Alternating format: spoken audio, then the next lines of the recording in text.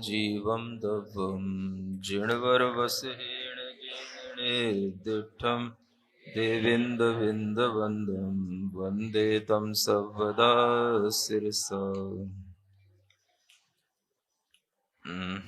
गाथा number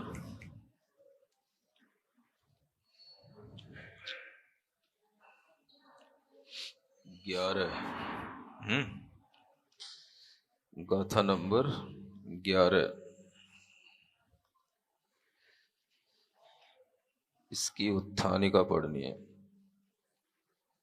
mic कैसे है?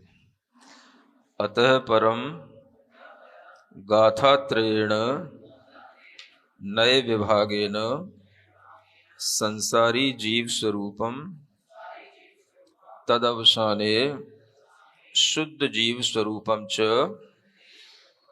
कथयति। Page number 24। अब यहां से आगे 3 गाथाओं में नयों का विभाग करते हुए संसारी जीव का स्वरूप बताया जाएगा और अंत में शुद्ध जीव का स्वरूप कहा जाएगा। ये इसकी भूमिका है। यानी गाथा नंबर 11, 12 और 13, इन 3 गाथाओं के माध्यम से व्यवहार और निश्चय नय का विभाग करते हुए संसारी जीव का स्वरूप भी बताएंगे और अंत में शुद्ध जीव का स्वरूप भी बताएंगे।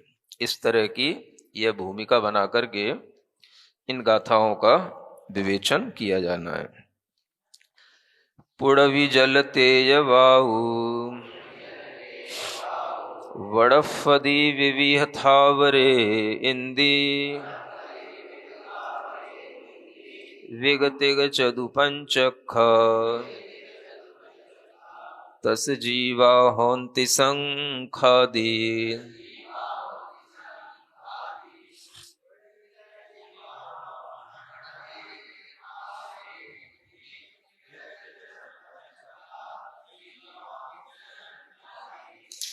हाँ, ये प्राकृत की गाथाएं हैं।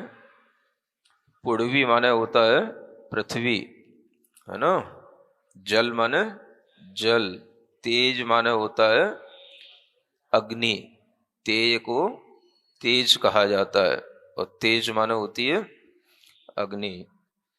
वायु माने वायु और वड़फदी माने वनस्पति।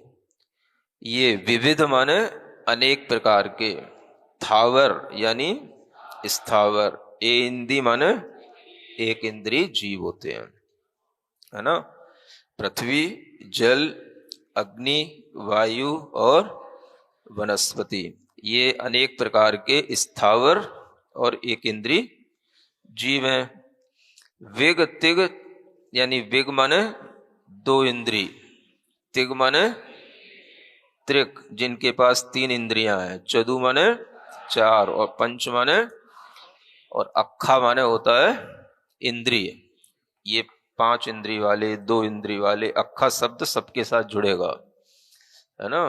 तो 2 इंद्रिय, 3 इंद्रिय, 4 इंद्रिय, 5 इंद्रिय वाले जीव तस जीवा होन्ति, ये 3 जीव होते हैं। शंख आदि इसके जो उदाहरण हैं वो शंख आदि इसके उदाहरण समझ लेना चाहिए। यानी 2 इंद्रिय का उदाहरण शंख है ना। इसी के आगे 3 इंद्रिय का चींटी, 4 इंद्रिय का भौरा, मच्छर आदि, इस तरह से समझ लेना। अब इसी की व्याख्या करते हैं। ये तो सब द्रव्य संग्रह लगभग सभी लोगों ने कहीं ना कहीं पढ़ा ही होता है। मूल गाथा तो अर्थ सभी जानते ही हैं। अब इसकी व्याख्या टीका के माध्यम से हो रही है। होन्ति माने होते हैं। यार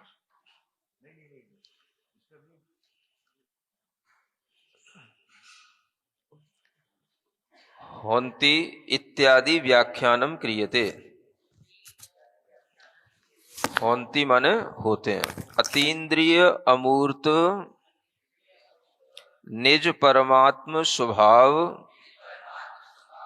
अनुभूति जनित सुखामृत रस स्वभाव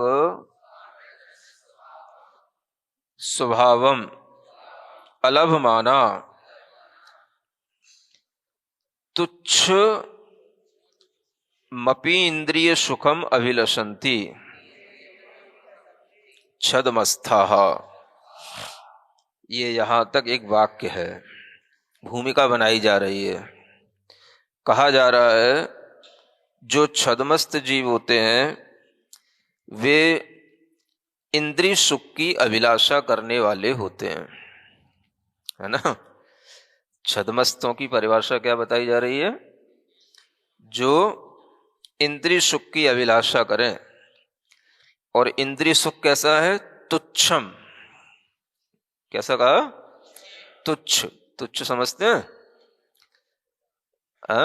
जिसकी कोई वैल्यू नहीं होती, बिल्कुल जो नगण्य होता है उसको तुच्छ कहते हैं।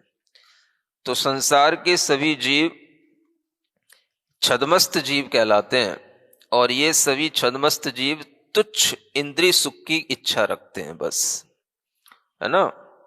क्यों रखते हैं? क्योंकि इन्हें इससे पहले कोई बड़े सुख की चाहत हुई नहीं, या उसका कोई ज्ञान इन्हें हुआ नहीं। तो इसलिए यहां पर कहा जा रहा है कि जो सुख अपने स्वभाव की अनुभूति से उत्पन्न होता है, किससे? परमात्म स्वभाव की अनुभूति से उत्पन्न होता है, और जिस सुख के कारण से अमृत रस का उसे अनुभव होता है, ऐसे सुख का लाभ इस जीव को नहीं होता, इसलिए यह विषय सुख की इच्छा करके जीता है ना।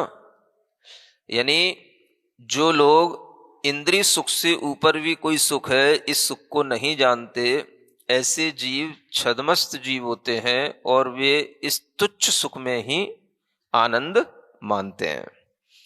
जबकि आचार्य कहते हैं इससे बहुत बड़ा सुख जो होता है वह परमात्म स्वभाव की अनुभूति से जनित होता है, यानी उससे उत्पन्न होता है।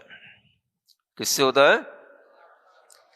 परमात्म स्वभाव की अनुभूति से, है ना। तो जो ये परम आत्म स्वभाव की अनुभूति से उत्पन्न होने वाला सुख है, यह सुख अगर हम नहीं भी अनुभव अभी कर पा रहे हैं, अगर हम इसकी श्रद्धा भी करते हैं, तो भी हमारे लिए यह इंद्रिय सुख में तुच्छता भासित होने लग जाती है। तो जब हमारे ज्ञान में, श्रद्धान में ये आ जाता है कि इंद्रिय सुख तुच्छ हैं और परमात्म स्वभाव से उत्पन्न सुख उत्कृष्ट सुख है, ये अमृत रस का भोग है, और इसको जब तक हम प्राप्त नहीं करते हैं तब तक हमें और किसी सुख की कोई इच्छा नहीं है, तो हमारे लिए यह सुख भी धीरे धीरे प्राप्त होने लगता है। आखिर हमारे सामने अगर कोई दो चीजें हों, है ना, दो ऑप्शन हो, एक तुच्छ हो और एक उत्कृष्ट हो, तो हमें इतना तो ज्ञान हो कि हाँ ये तुच्छ है, ये उत्कृष्ट है, और हम उत्कृष्ट की श्रद्धा करें कि हमें उत्कृष्ट ही प्राप्त करना है, तुच्छ में संतुष्ट नहीं होना है। तो तुच्छ जो है वो भले ही एकदम से नहीं छूटेगा, ना छोड़ना है, लेकिन अगर हम ये जानेंगे कि ये तुच्छ है, उत्कृष्ट तो कुछ दूसरा सुख है, तो हम उस तुच्छ को भी तुच्छ समझ करके ही अनुभव करेंगे। अभी तो हमने क्या समझ लिया? तुच्छ ही उत्कृष्ट है। नहीं समझे? दो तरह की चीजें हैं। तो मिथ्या बुद्धि ये कहलाती है जब हम इंद्रिय सुख को ही सर्वोत्कृष्ट सुख समझ लेते हैं, उससे बढ़कर के कुछ नहीं है। तो जब हमारे दिमाग में ये हो कि इंद्रिय सुख है तो है, लेकिन वो तुच्छ है, उससे बढ़कर के क्या है? आत्मिक सुख है, अतीन्द्रिय सुख है, परमात्मा की भावना से उत्पन्न हुआ सुख है। तो ये सुख जब हमारे सामने होता है तो इंद्रिय सुख अपने आप हमारे लिए तुच्छ लगने लग जाता है। तो यही आचार्य कह रहे हैं कि संसार में छदमस्त जीव जब तक इस उत्कृष्ट सुख को प्राप्त नहीं करते तब तक क्या करते हैं, इस तुच्छ भी इंद्रिय सुख की अभिलाषा करते हैं। तुच्छम अपि, अपि लिखा है ना, यानी तुच्छ भी इंद्रिय सुख की इच्छा करते हैं। ये बड़े आश्चर्य की बात है कि इस सुख में कोई सुख नहीं है, फिर भी इसी सुख की ही इच्छा रखते हैं। छद्मस्था, फिर इसके बाद ये कुछ प्रिंट फीका पड़ा हुआ है, क्या लिखा है, तदा सक्ता संतः एकेन्द्रियादि जीवानाम घातम कुर्वन्ति। अब जब ये जीव छद्मस्त इंद्रिय सुख की इच्छा करेंगे तो फिर उस सुख की प्राप्ति करने के लिए कुछ भी करेंगे। तो कुछ भी क्या करेंगे, तो उस इंद्रिय सुख में आसक्त होते हुए एक इंद्रिय आदि जीवों का घात भी करते हैं, उनकी हत्या भी करते हैं। तेन उपार्जितम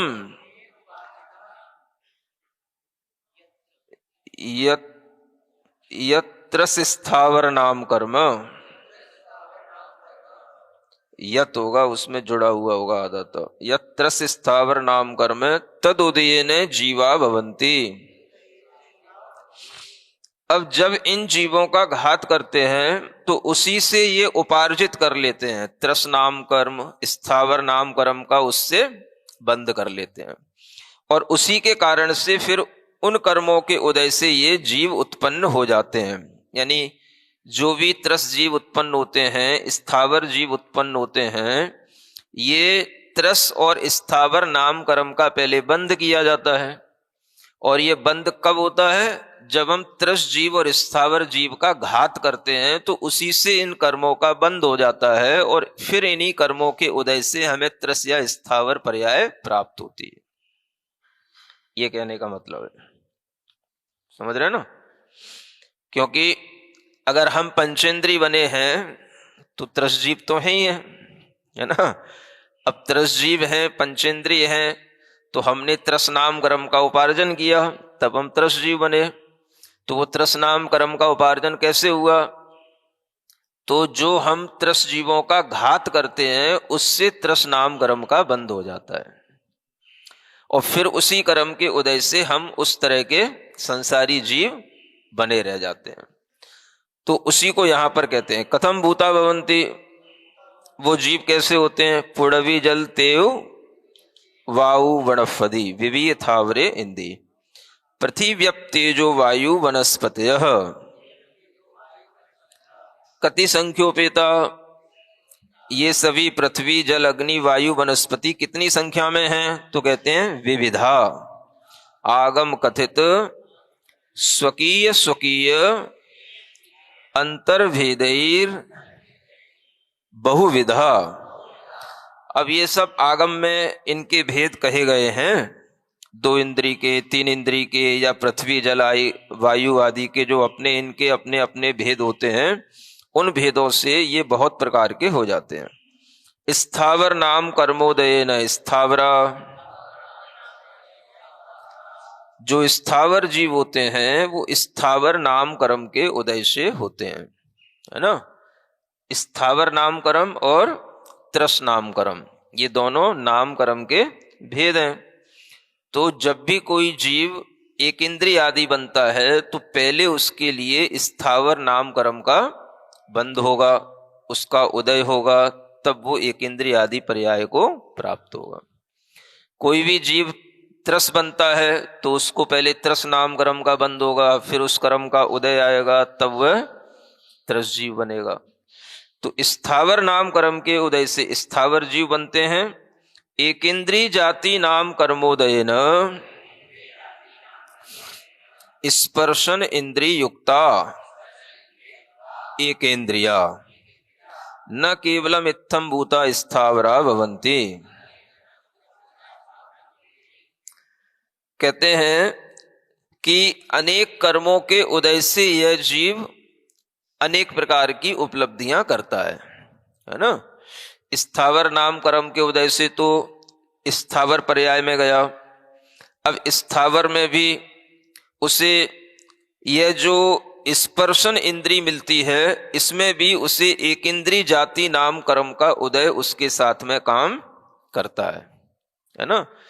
जाति नाम कर्म अलग होता है और स्थावर नाम कर्म अलग होता है। तत्वार सूत्र में नाम कर्म के भेदों में आप पढ़ेंगे तो उसमें गति जाति है ना, ये सब अलग अलग आते हैं। तो गति नाम कर्म भी उदय में आएगा तो त्रियंश गति नाम कर्म उदय में आएगा। फिर जाति के अनुसार उसका विभाजन होगा है ना, तो वो एक इंद्री होगा तो एक इंद्री जाति में जाएगा। उसका विभाजन भी स्थावर और त्रस के माध्यम से होगा। अगर उसे स्थावर नाम कर्म का उदय है तो एक इंद्रिय नाम कर्म का उदय होगा, त्रस नाम कर्म का उदय है तो अन्य दो इंद्रिय आदि का भी उसके लिए उदय होगा। तो इस तरह से अनेक कर्मों के सम्मिश्रण से ये पर्याय प्राप्त होती हैं। तो वही यहां कहा जा रहा है कि एक इंद्रिय जाति नाम कर्म के उदय से यह जीव स्पर्शन इंद्रिय से युक्त हो जाते हैं और एक इंद्रिय कहलाते हैं। विगतिक चतु पंचक्षा तजीवा द्वित्री चतु पंचाक्षा त्रस नाम कर्मोदयेन त्रस जीवा भवन्ति। त्रस जीव जो होते हैं ये दो इंद्रिय, तीन इंद्रिय, चार इंद्रिय और पंचेंद्रिय जीव होते हैं और ये सभी त्रस नाम कर्म के उदय से होते हैं है ना। त्रस नाम कर्म के उदय से त्रस पर्याय प्राप्त होगी और फिर त्रस पर्याय में भी ये दो इंद्रिय हैं कि तीन इंद्रिय हैं, चार इंद्रिय हैं, ये इनके अपने अपने इंद्रिय कर्मों के उदय से इन्हें यह इंद्रियों वाले शरीर प्राप्त होते हैं। तेषा कथम भूत शंख आदि, शंख आदय स्पर्शन रसन इंद्रिय द्वय युक्ता शंख सुक्ति क्रमी आदयो द्विंद्रियाः। इसलिए ये दो इंद्रिय जीव हैं क्योंकि ये दो इंद्रियों से युक्त हैं। कौन सी दो इंद्रियां? स्पर्शन और रसना। इन दो इंद्रियों से युक्त ये जीव हैं जिनके उदाहरण ये बताए गए हैं। शंख है, सुक्ति है, क्रमी आदि हैं, ये सभी दो इंद्रिय जीव कहलाते हैं है ना। शंख तो जानते हैं ना सभी लोग। शंख जो होता है उसके अंदर जीव रहता है जब उस शंख की वृद्धि होती है, जब वो शंख बनता है ना। और बाद में शंख बनने के बाद में वह जीव उसमें रह भी सकता है, उसको छोड़ करके वह जा भी सकता है। तो वो उसका शरीर एक तरह से शंख के रूप में विकसित हो जाता है ना। और अंदर जो है वो दो इंद्रिय जीव रहता है। उसका अपनी आयु पूर्ण हो गई तो वो जीव तो निकल जाएगा है ना। जो उसका अपने शरीर के साथ में जो कवच है उसका, ये कवच शंख के रूप में रह जाता है और वो जो उसका अपना शरीर रहता है वो और जो जीव रहता है वो भी उसमें से निकल जाता है।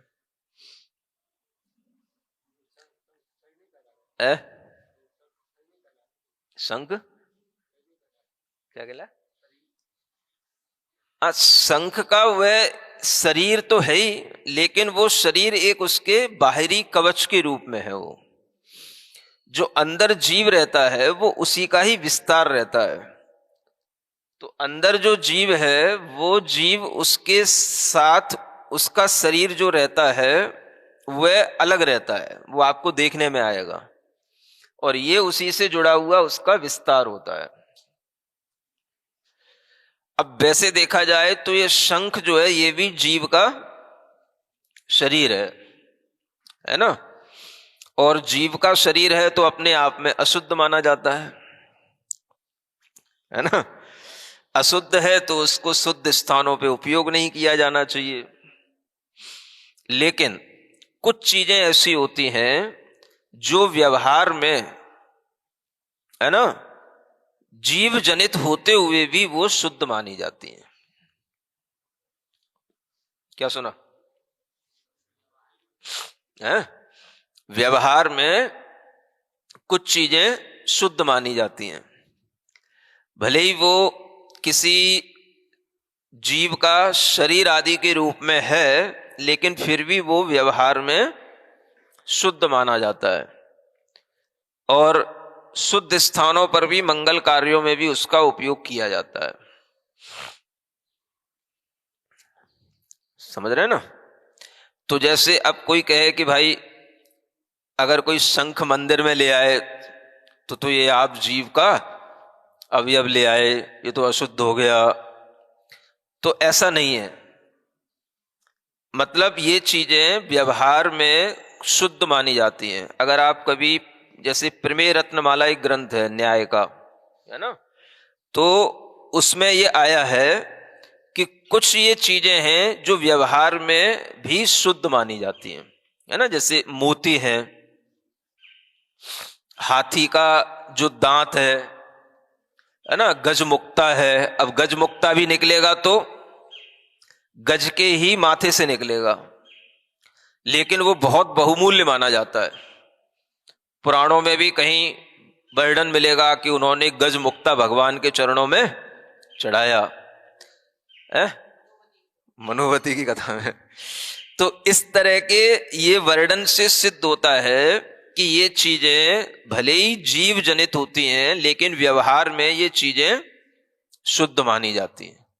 इनका उपयोग मंदिर में भी हो सकता है, होता है। सुन रहे हो ना? हाँ हाँ, समझ रहे हो ना? मोर पंख तो बिल्कुल वो ऐसा नहीं है कि मोर का शरीर ही हो, हाँ, लेकिन जीव से उत्पत्ति तो है ही है। हाँ, अब जैसे गजमुक्ता है तो गजमुक्ता भी गज से ही निकलेगा, वो आपको मिलेगा भी नहीं, इतना दुर्लभ होता है वो, कहीं कहीं रहता है वो, है ना। एक जगह देखने को मिला है, अभी यहाँ खेखड़ा गए थे, खेखड़ा में एक मंदिर में एक व्यक्ति के पास में वो गजमुक्ता है, समझ रहे हैं? तो मिलते हैं कहीं कहीं। सूकर मुक्ता भी होता है, जो बड़े बड़े जंगली सूकर होते हैं उनका भी, तो उनके शरीर से निकलने वाला ये मोती होते हैं, है ना। और आपके लिए सामान्य से जो मोती बनते हैं मुक्ता, ये भी सुक्ति से बनने वाले मोती होते हैं, ये भी 2 इंद्री की क्वालिटी में ही आते हैं। तो इनका भी आप प्रयोग करते हो, कर सकते हो। तो कहने का मतलब यह है कि ऐसी एकांत अवधारणा नहीं बनाना कि किसी भी प्राणी, वन्य जीव से उत्पन्न कोई भी अगर वस्तु है तो वो एकांत रूप से अशुद्ध ही होती है, समझ रहे हैं? तो इस तरह की यह मुक्ताओं का, मोतियों का उपयोग भी शुद्धता में किया जाता है, जाप आदि अनुष्ठानों में भी किया जाता है, शंख आदि का उपयोग भी करना चाहिए। क्या सुन रहे हो? हाँ, शंख बजाना भी अपने आप में बड़ी कला होती है, ये कला भी बच्चों को सीखना चाहिए। अगर आप शंख बजाते हैं तो आपके कंठ में किसी भी तरह के कभी रोग नहीं होंगे। शंख बजाने से भी आपका नाक, कान, गला और आंख, सुन रहे हो, ये सब स्वस्थ रहेंगे। ये स्वास्थ्य के लिए भी बहुत अच्छा माना जाता है। जब आप शंख बजाओगे ना, तब आपकी पूरी ताकत लग जाएगी, है ना। तो उससे कंठ भी सुधरता है। एक जगह मैंने पढ़ा था, नेत्र दृष्टि को अच्छा बनाने के लिए भी शंख बजाना चाहिए। हाँ, तो आयुर्वेद की दृष्टि से भी इसका महत्व है। और मंगलकारी कार्यों में शंख का उपयोग किया जाता है।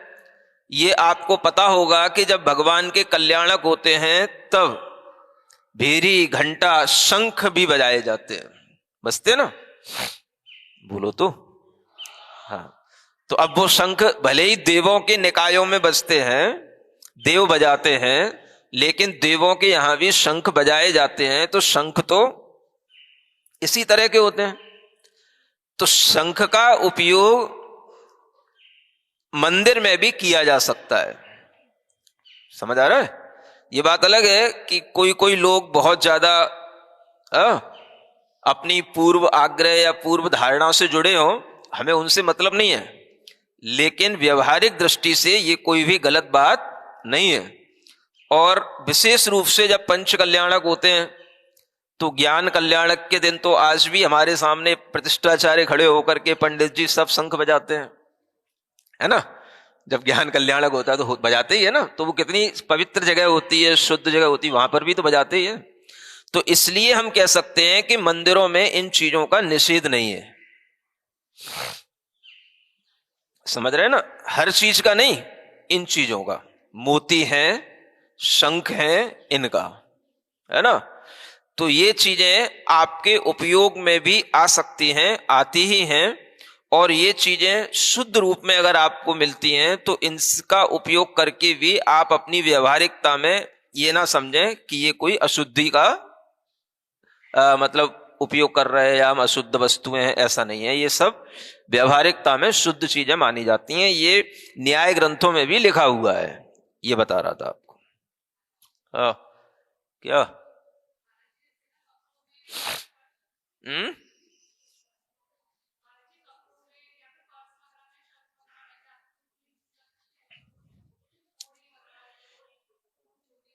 हाँ, छोटी छोटी कोड़ी होती है।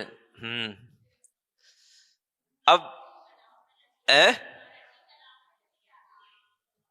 कलाओं में लगे आते हैं। अब ये चीजें एक तरह से देखा जाए तो व्यवहारिक दृष्टि से तो निषिद्ध नहीं है, लेकिन यह है कि जहां ये चीजें अब बनती हैं तो उनके बनने में दो तरह की प्रोसीजर होती है।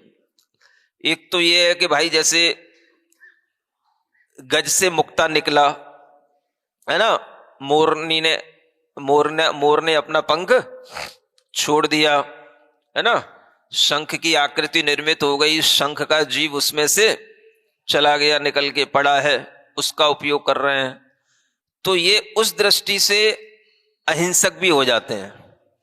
लेकिन अगर किसी तरह का अगर ये हिंसा के माध्यम से उनको कोई जीव को जबरदस्ती मार देता है तो ये गलत हो जाता है। नहीं समझे?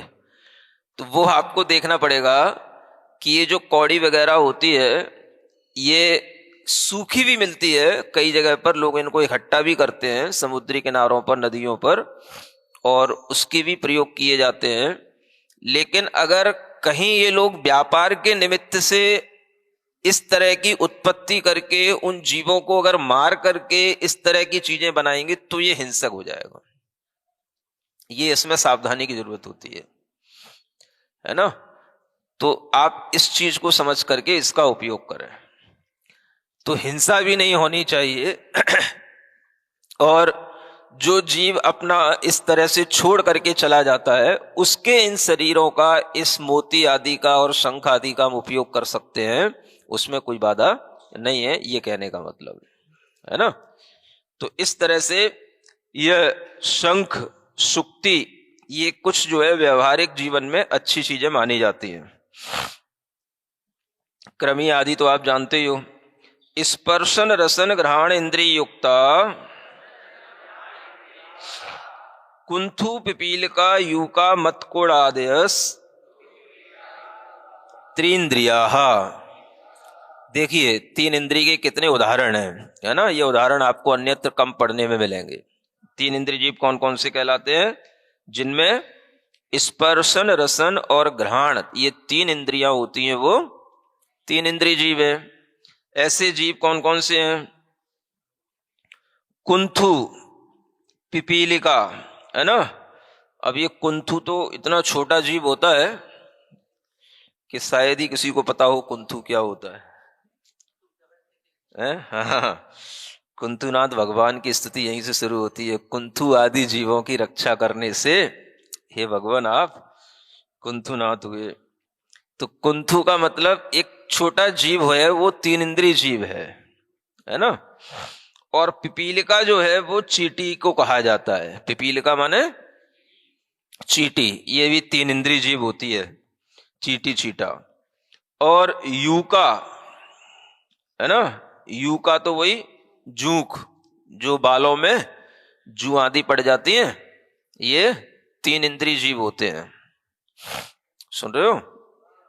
हाँ, आदमियों के लड़कों के कम पढ़ते हैं, तुम लोग नहीं पढ़ते ना। हाँ, स्त्रियों के वालों में ज्यादा पढ़ते हैं। तो ऐसी ये यूका और मतकुड़ जो होता है वो खटमल को कहते हैं, है ना। खटमल को क्या बोलते हैं? मतकुड़।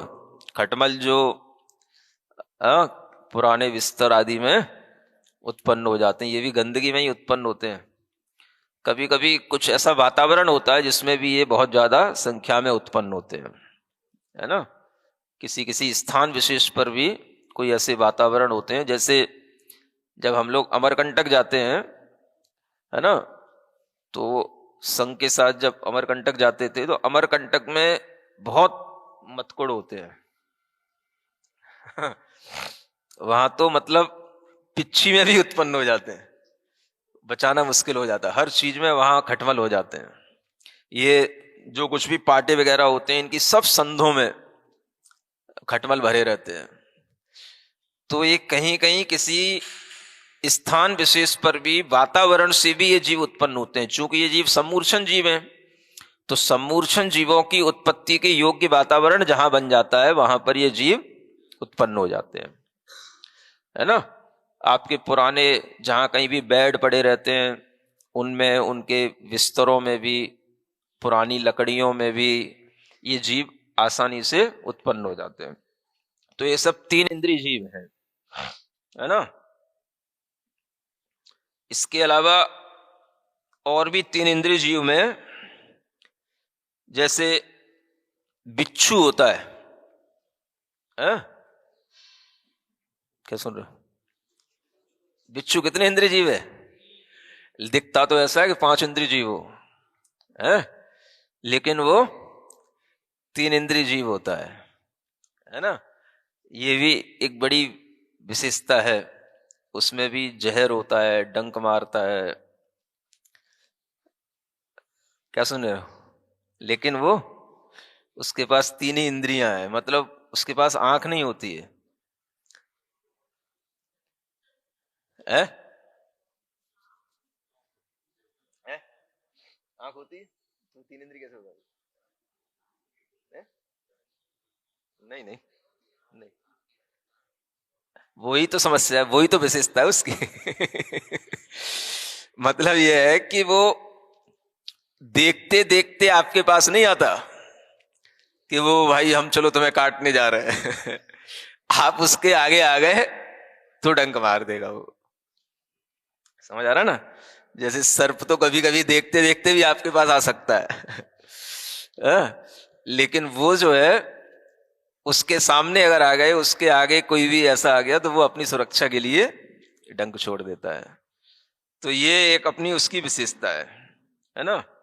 स्पर्शन रसन घ्राण चक्षु इंद्रिय चतुष्टय युक्ता दंस मसक मक्षिका भ्रमरादय चतुरिंद्रिया। तो जो 4 इंद्रिय जीव होंगे उनमें स्पर्शन रसना घ्राण चक्षु, ये 4 इंद्रियां होंगी। इन 4 इंद्रियों से वह सहित होते हैं। दंस मसक ये उनके उदाहरण है। डांस जिसको बोलते हैं, बड़े बड़े जो मच्छर होते हैं ना, दंस मसक, कई लोग एक भी कहते हैं, लेकिन ये अलग अलग भी ये शब्द हैं। दंस अलग शब्द है और मसक अलग शब्द है ना। दंस से ही डांस बन जाता है, डंस डांस इसी को बोलने लग जाते हैं, है ना।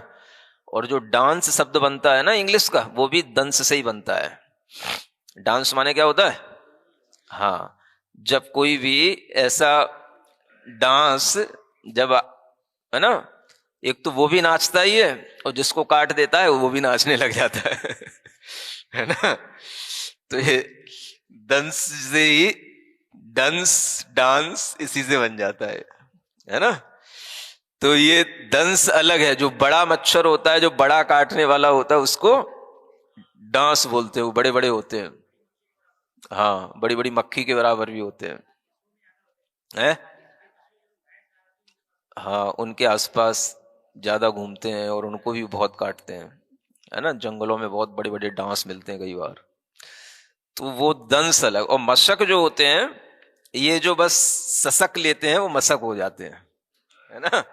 जैसे मच्छर है ना, तो उसके अंदर एक नली लगी रहती है, वो है ना, जैसे सीरिंज से अपन ब्लड निकालते हैं ना, ऐसे ही उसके पुंछ में वो ससक लेता है वो, और उसके अंदर वो ब्लड आ जाता है। वो आप देखोगे तो उसकी टोटी भर जाती पीछे से, देखोगे तो, है ना। तो ये कहलाता है मसक। तो मसक का मतलब शक करना, है ना। तो इस तरह के जो ये होते हैं, ये खून खींचने वाले ये मशक हैं। और डंस जो है वो अपना दंस दे देते हैं, बहुत जड़ा अपना जिसमें जहर छोड़ देते हैं, वो डांस कहलाते हैं। हाँ हाँ, मधुमक्खी वगैरह, मधुमक्खी का भी लिखा ही है ना। तो ऐसा समझ आता है दो चीजें अलग अलग हैं, ज्यादातर लोग इनको एक ही मानते हैं, है ना। तो ऐसा समझना कि दो तरह की ये मच्छरों में भी क्वालिटी है, एक दंश रूप और एक मशक रूप। एक मच्छर वो होते हैं, जैसे मान लो कोई जहरीला मच्छर है तो वो अपना जहर आपके अंदर दंश के रूप में छोड़ देगा, तो वो दंश कहलाएगा। एक वो होता है जो केवल आपका ब्लड निकाल लेगा बस, वो मशक कहलाएगा। समझ आ रहा है। यद्यपि साइंस ये मानता है कि कोई भी मच्छर होता है तो पहले अपना वो जो सलाइवा होता है वो आपके अंदर बॉडी में डाल देता है, फिर वो निकालता है। वो भले ही डाले लेकिन उससे इतना घात नहीं होता जितना घात दंश से होता है ना। तो मशक से वो केवल आपकी बॉडी का ब्लड निकालता है, और दंश जो होता है वो अपना जहर आपके अंदर डाल देता है। ये जो है एक डिफरेंशिएशन दोनों चीजों में बन सकता है, ऐसा सोचा जाता है ना। तो दंश मशक, मक्षिका तो मक्खी को कहते ही हैं, जितनी भी मक्खियां हैं चाहे वो छोटी हों चाहे बड़ी हों, है ना। मधुमक्खी वगैरह ये सभी जो है चार इंद्रिय जीवों में आती हैं। भ्रमर हैं, भौरे आदि हैं, ये भी चार इंद्रिय जीव हैं। स्पर्शन रसन घ्राण चक्षु श्रोत्र इंद्रिय पंचयुक्ता मनुष्यादय पंचेंद्रिया इति। और ये पांच इंद्रियां जो स्पर्शन रसन घ्राण चक्षु और श्रोत्र, इन पांच इंद्रियों से जो युक्त हो गए वो पंचेंद्रिय जीव कहलाते हैं, जो मनुष्य आदि जीव कहलाते हैं, है ना। तो देखो चार गतियों में, ये तो अब आपको निष्कर्ष के रूप में पता ही होगा, चार गतियों में केवल एक ही गति है जिसमें ये सभी वैरायटी पाई जाती हैं। एक इंद्री, दो इंद्री, तीन इंद्री, चार इंद्री आदि। कौन सी गति? मनुष्य गति। क्या बोल रहे? कौन सी गति में ये सब वैरायटी पाई जाती है? मनुष्य का भी चार इंद्री होता है क्या? फिर क्यों बोल रहे हो? तो ये एक ही गति है चार गतियों में जिसमें ये सब वैरायटियां होती हैं। ये भी तो सीखो।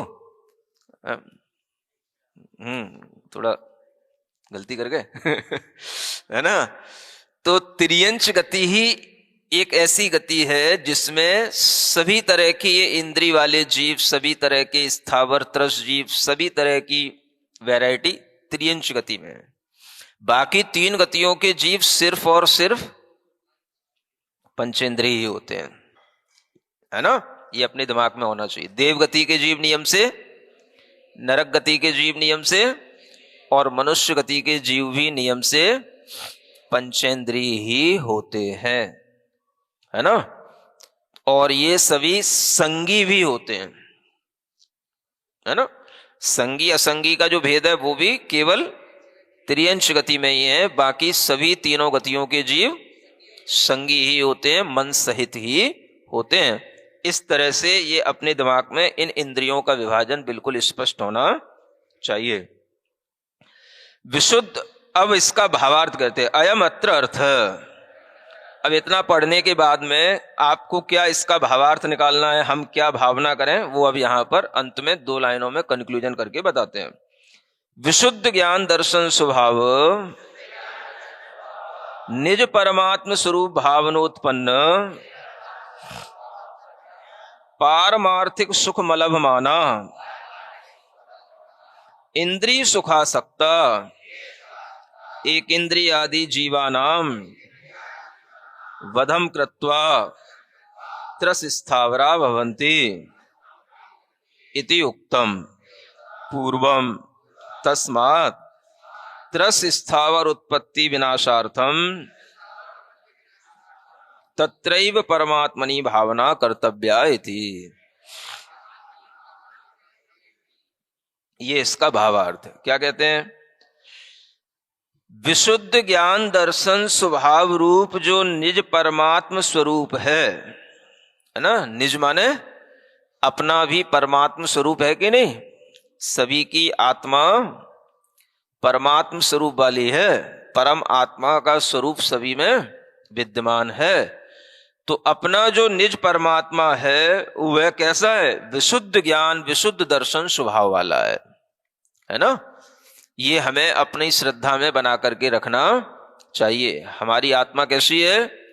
विशुद्ध ज्ञान दर्शन स्वभाव वाला मैं परम आत्म तत्व हूं, ऐसा अपने अंदर भावना करनी चाहिए। समझ गए? क्या कैसा हूं मैं? विशुद्ध ज्ञान दर्शन स्वभाव वाला मेरा परम आत्म तत्व है। और उसी की जब हम भावना करते हैं तो उस भावना से भी देखो क्या होता है, पारमार्थिक सुख मिलता है। क्या सुना? भावना करने से भी, है ना, जिसको इंद्रिय सुख से उत्कृष्ट कहा जाता है, ये वही पारमार्थिक सुख है, इसी को आत्मिक सुख कहते हैं। तो हर किसी जीव को जो संगी पंचेंद्रिय है उसे ये भावना करनी चाहिए कि मैं विशुद्ध ज्ञान दर्शन स्वभाव वाला परम आत्म तत्व हूं। जब आप ऐसी भावना करोगे तो इस भावना से ही आपको आत्मिक सुख मिलेगा। समझ रहे हो? इसको पारमार्थिक सुख कहा जाएगा। बाकी सब क्या है? इंद्रिय सुख है, वो तुच्छ है। और ये जो पारमार्थिक सुख है ये उत्कृष्ट है। ये आपको इस भावना से उत्पन्न होगा। लिखा है ना, लिखा है ना, भावनोत्पन्न पारमार्थिक सुख। अब ये अलभ माना, ये किनको प्राप्त नहीं होता? जो इंद्रिय सुख में आसक्त हैं, ऐसे जीवों को यह सुख कभी प्राप्त नहीं होता। समझ रहे हैं? तो कम से कम जो लोग स्वाध्याय करते हैं, कभी कभी इस तरह के स्वाध्याय सुनते हैं, उन्हें तो यह भावना अवश्य करनी ही चाहिए। जो भावना एक इंद्रिय दो इंद्रिय नहीं कर सकते हैं, उन्हें तो इन भावनाओं का कभी ज्ञान ही नहीं हो सकता है। और वो जीव कभी भी इस अपनी इंद्रिय सुख की आसक्ति को छोड़ नहीं सकते हैं, वो उनकी अपनी विडंबना है। लेकिन जो संगी पंचेंद्रिय जीव ये सीख सकते हैं, समझ सकते हैं, वह ऐसे आत्मिक सुख की भावना करके भी इंद्रिय सुखों को तुच्छ अनुभव कर सकते हैं। तो इसलिए यहां पर कहा गया कि इस पारमार्थिक सुख को जब तक हम प्राप्त नहीं करेंगे तब तक इंद्रिय सुख में आसक्त रहेंगे, और इंद्रिय सुख में आसक्त रहते हुए एक इंद्रिय आदि जीवों का वध करते रहेंगे, और उसी के वध करने से त्रस और स्थावर पर्यायों की प्राप्ति होती रहेगी।